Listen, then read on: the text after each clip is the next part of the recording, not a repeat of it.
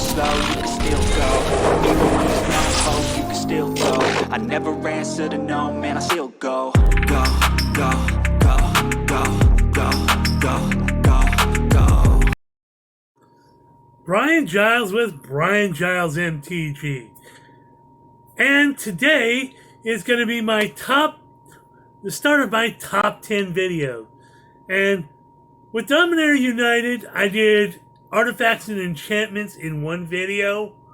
But because this set is so artifact heavy, we're going to do a top 10 just artifacts. Because there are some arguably very powerful artifacts in this set. So we're going to start off at the bottom with Power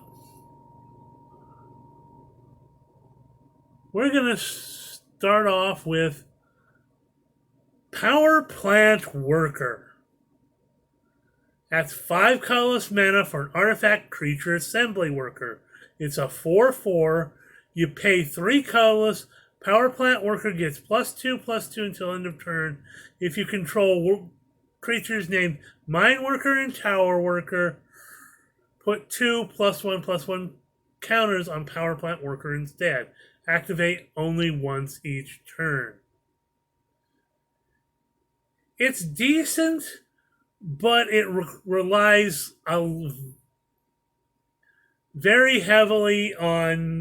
more heavily on having the other two workers in play. That's why it's at my number 10. Next up is at number 9 is Mine Worker. 2 colorless mana for a 2/1 artifact creature assembly worker. Tap it, you gain a life. If you control creatures named Power Plant Worker and Tower Worker, you gain 3 life instead. That's a little bit better. It's not as dependent on the other workers, though you do have to tap it. So it's a once each turn thing. But you do get the extra bonus, and you get some better value, power and toughness wise, for the mana that you spend.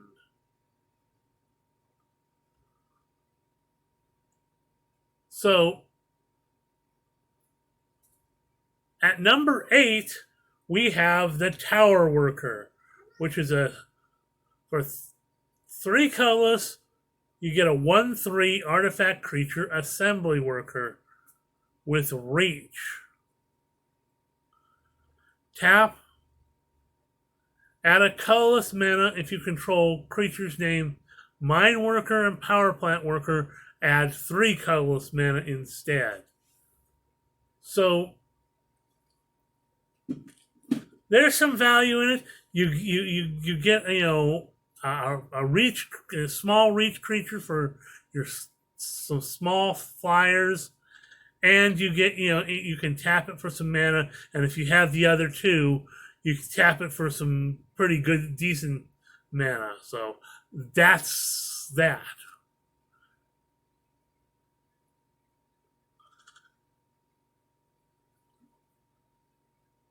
Next up, at number 7, we have the Stone Brain. So 2 colorless mana for a legendary artifact that reads, pay 2 colorless, tap it, exile Stone Brain, choose a card name, search target opponent's graveyard, hand, and library for up to 4 cards with that name and exile them. That player shuffles, then draws a card for each card exiled from their hand this way. Activate only as a sorcery. So this is kind of like that one card from I can't think of it right now.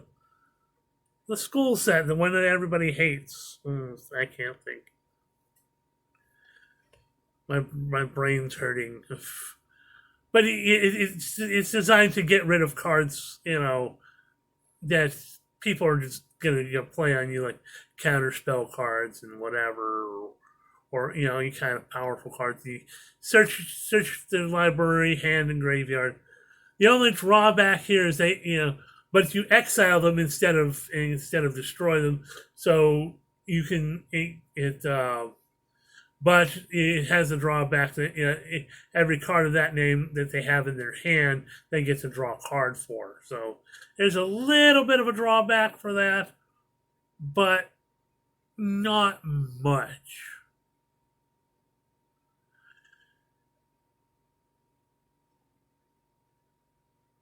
Next up is Steel Exemplar.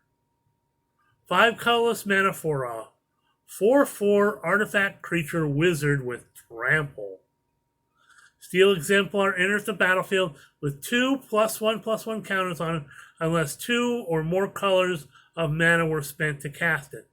So these are good in artifact or mono decks, or if you're playing it, you just spend one or less colors of mana to cast it. So it comes in as a 6/6 for 5 with trample, which is pretty decent.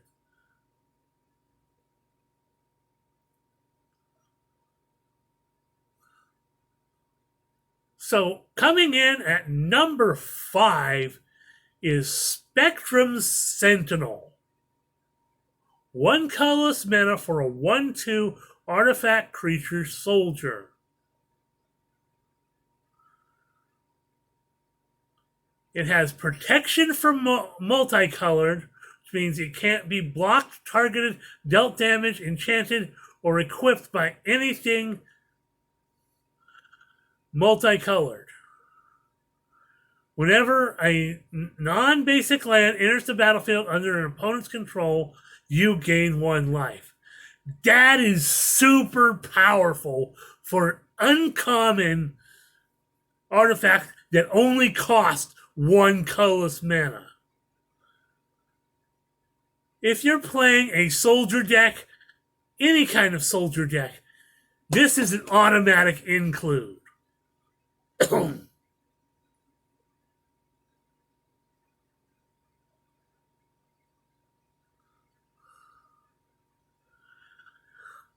Because there's very few decks out there nowadays that don't have at least 1 or 2 non-basic lands in it. And there's a lot of decks that have a lot of non-basic lands in it. So you could be gaining life, and it has protection from multicolor. So that is super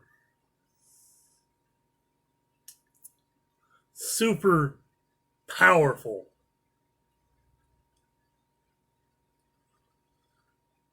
Coming in at number 4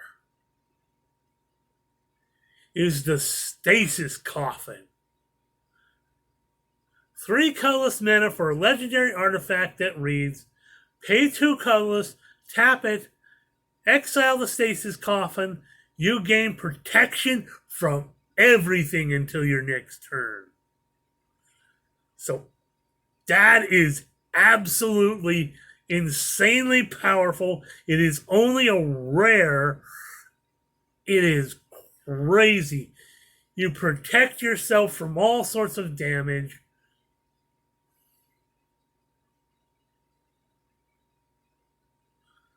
That is just crazy.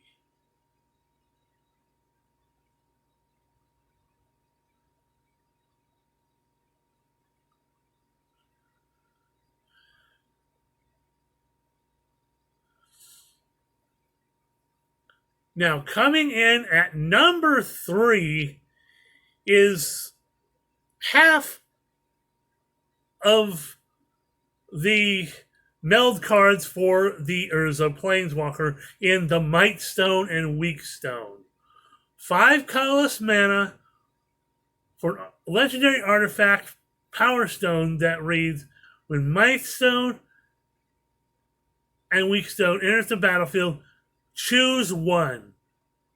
Either draw 2 cards or target creature gets -5/-5 until end of turn. You can tap it to add 2 colorless mana. This mana can't be spent to cast non-artifact spells. So you can either draw some card draw,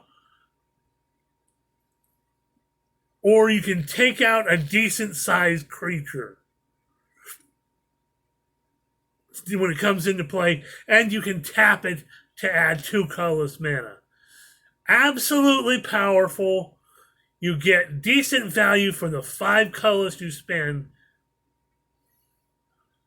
That is probably one of the most powerful artifacts in the set, and that's why it is at number 3. Number 2 is part of a cycle of artifact of 2 artifacts that is the absolute most powerful in all of the set that I believe. This is Blade Coil Serpent. 6 colorless mana and X colorless mana for a 5/4 artifact creature Serpent. When Blade Coil Serpent enters the battlefield, for each 2 blue mana you spend to cast it, draw a card. When Blade Coil Serpent enters the battlefield, for each 2 black spent to cast it, each opponent discards a card. When Blade Coil Serpent enters the battlefield, for each 2 red spent to cast it, it gets +1/+0 and gains trample and haste until end of turn. Now you get some, not quite a lot of value with, for the initial casting cost for the 5/4, but if you're casting this in a Grixis deck, you're drawing and you're spending 2 blue, 2 black, and 2 red to cast it without paying any extra X. You're drawing a card, opponent's discarding a card, and this becomes a 6/4 with trample and haste until end of turn. That's not so bad. It's powerful, it's versatile, because you can use it in any one of the 3 Grixis colors of blue, black, or red. It is a mythic, but it is definitely, that hits my number 2 on my artifact list. And at number 1, this card is a beast. This is Clay Champion. 4 colorless mana and X colorless mana for a 2/2 artifact creature construct. Clay Champion enters the battlefield with 3 +1/+1 counters on it for each 2 green spent to cast it. When Clay Champion enters the battlefield, choose up to 2 target creatures you control. For each 2 white spent to cast it, put a +1/+1 counter on each of them. So there's versatility there, with both green and white. But if you're playing green, this thing gets out of pocket really fast. 4 colorless mana, and if you just spend 4 green mana to cast this thing, it comes in as a 5/5. That's just disgusting.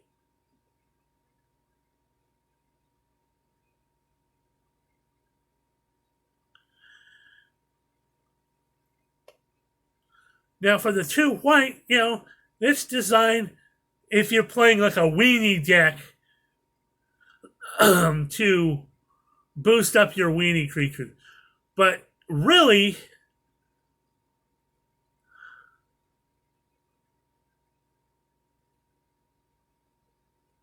or excuse me, I read that wrong. If you spend 4, it comes in 5/5 plus 3 more. It comes in as an 8/8 spending 2 green mana. That is more disgusting.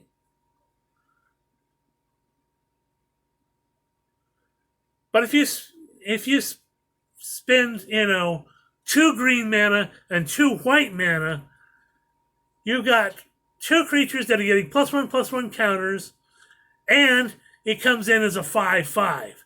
That's just nutty.